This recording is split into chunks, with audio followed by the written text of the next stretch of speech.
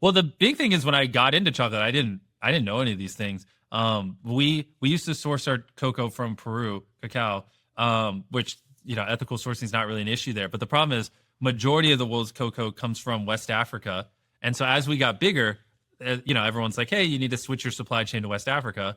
I'm like, "Cool." And so then I started studying and reading up about it, and I noticed that 46% of labor in West Africa on cocoa farms is child labor, and I was like, that can't be accurate. And then I started digging deeper and deeper, and I was like, holy shit, it's just almost half of labor is child labor. And so I started talking to all the big chocolate companies, or not all of them, but as many as I could get a hold of.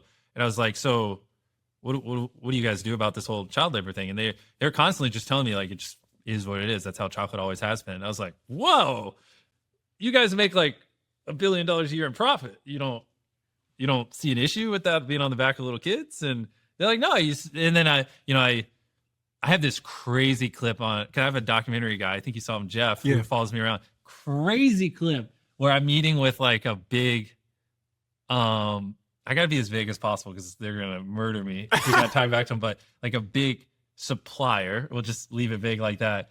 And I asked them, I was like, so do you have any way I can pay extra to not use child labor or anything like that, or any options? And they're just like, no.